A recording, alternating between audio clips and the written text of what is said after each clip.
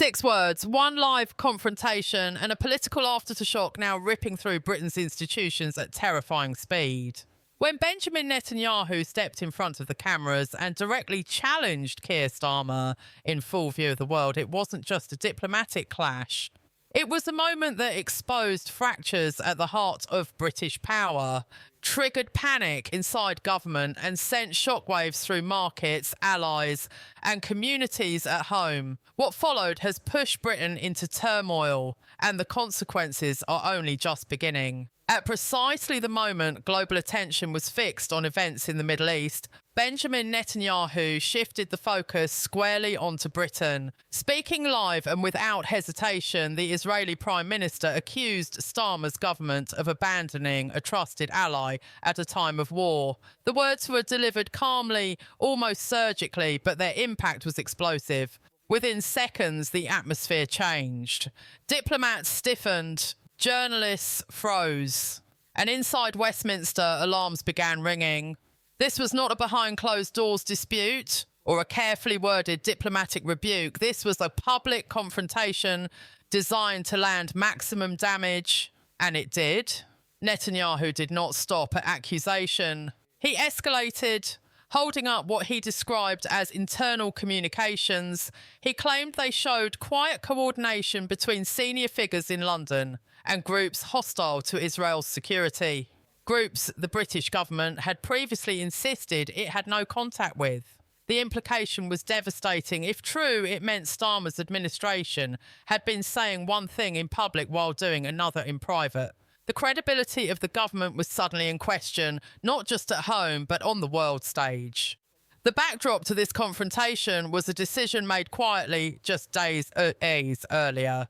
Starmer's government had suspended key arms export licenses to Israel, citing humanitarian concerns. The timing and method raised eyebrows. Immediately, the announcement was buried late on a Friday, the classic political manoeuvre used when leaders hope controversy will fade over the weekend. But this time it didn't. Instead, it detonated. Netanyahu interpreted the move not as caution, but as betrayal, and he chose to respond in the most public and damaging way possible. The response was swift and brutal. Diplomatic engagements were cancelled. British officials in the region found doors suddenly closed. And then came the live confrontation, a calculated move that ensured the story could not be contained or softened. Inside Whitehall, senior officials described the mood as panic mixed with disbelief. Career diplomats, some with decades of crisis experience, privately admitted they had never seen Britain's position deteriorate so quickly in front of allies. International reactions only deepened the crisis. Statements from Washington expressed unease about Britain's reliability, carefully worded, but unmistakably serious. European capitals remained silent, a silence that carried its own message. Markets reacted almost instantly. The pound slid. Investors pulled back. Confidence, once shaken, began to drain away. Britain was no longer being discussed as a steady hand, but as a question mark. At home, the political damage intensified by the hour. Veterans who had served alongside Israeli forces spoke out in fury, accusing the government of dishonouring shared sacrifices. Community leaders warned that the fallout was spilling onto Britain's streets, with tensions rising and fear spreading. And inside Starmer's own party, the unity he had worked so hard to project began to fracture. Private messages leaked. Emergency meetings stretched late into the night. Blame was passed, voices were raised, and loyalty began to waver. What makes this moment so dangerous is not just the confrontation itself, but what it revealed.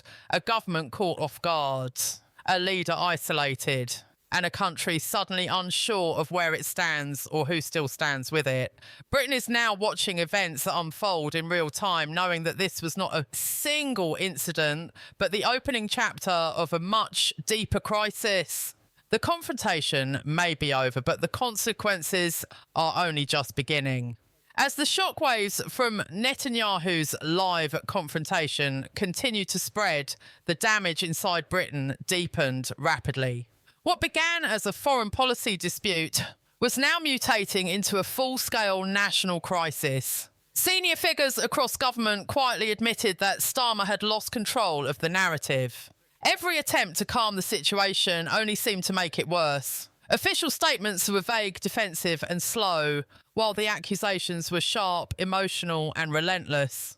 In politics, silence can be deadly, but confusion is even worse. Britain now had both. Inside Downing Street, the atmosphere turned toxic. Emergency meetings were called back to back, stretching for hours with no clear resolution. Ministers argued openly over who knew what and when. Some insisted the arms suspension was a necessary moral stand. Others warned it had been rushed through without proper consultation, ignoring the inevitable backlash. Several senior aides later described the scene as a government in shock, scrambling to contain a fire it never expected to ignite. One source compared it to watching walls collapse from the inside while leaders argued over who lit the match. The pressure on Starmer intensified as more details leaked. Reports emerged suggesting that the arms decision had bypassed key defence and intelligence channels. If true, it meant Britain's security apparatus had been sidelined on one of the most sensitive foreign policy calls imaginable. Former intelligence officials began speaking to the press, carefully but clearly. They warned that trust between allies is not easily repaired once broken. Cooperation, they said, depends on confidence, and confidence had now been badly shaken. The fallout spread far beyond politics. Britain's Jewish communities felt the impact almost immediately. Community leaders reported a sharp rise in threats, harassment and intimidation. Synagogues increased security. Parents worried about their children. The sense of fear was palpable. Many felt they were paying the price for a political decision made far above their heads. For them, this was no abstract debate about diplomacy. It was personal, immediate and frightening. The accusation that Britain had turned its back on a long-standing ally resonated painfully close to home.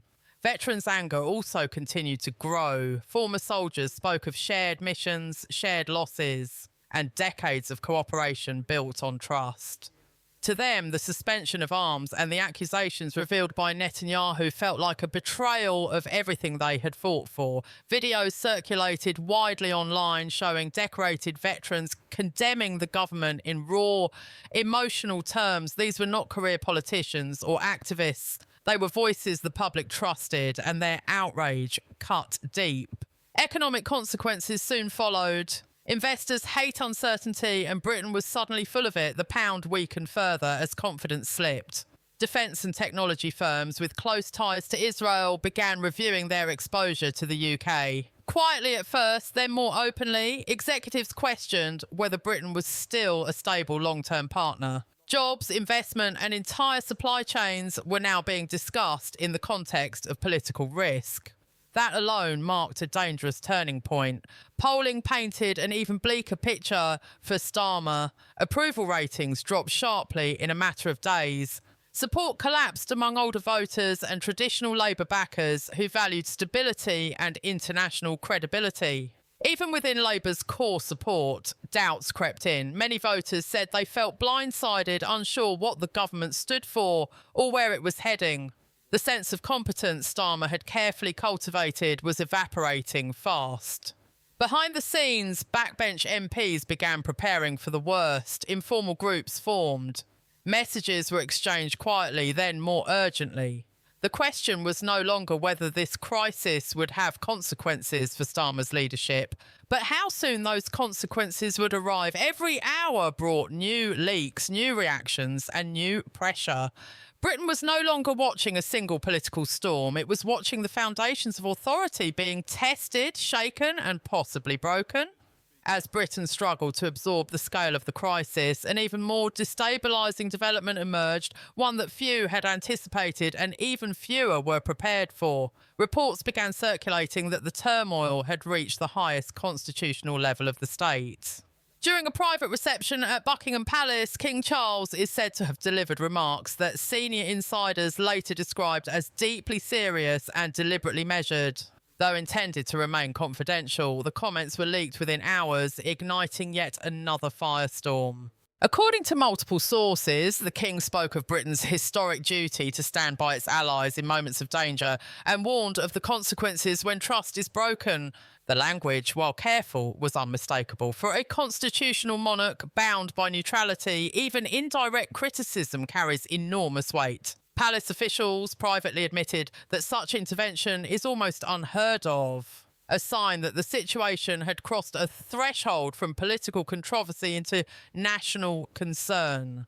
The symbolism was devastating for Starmer. A prime minister already under siege now faced the implication that the crown itself felt compelled to act. Observers noted that this alone would have been enough to dominate headlines for weeks under normal circumstances. In the context of an already spiralling crisis, it amplified the sense that Britain's leadership was fractured at every level. The markets reacted again, and this time with sharper intent. Sterling slipped further as investors reassessed risk. British bonds faced renewed selling pressure. Analysts began using language rarely applied to the UK, words like instability and unpredictability. For a country whose global influence rests heavily on trust and continuity, this shift in perception was deeply damaging. Inside Parliament, preparations began for emergency debates that promised to be explosive. MPs braced for confrontations, resignations, and possible leadership challenges. The mood across Westminster was described as brittle and volatile. Britain was no longer dealing with a single diplomatic dispute, but with a cascading crisis touching foreign policy, domestic security, economic confidence, and constitutional norms. What happens next may define an entire political era. With more leaks expected, allies watching closely, and public anger rising, the margin for error has vanished. Britain stands at a crossroads, and the decisions made in the coming days will determine whether this crisis becomes a turning point toward recovery or the moment everything finally unravels.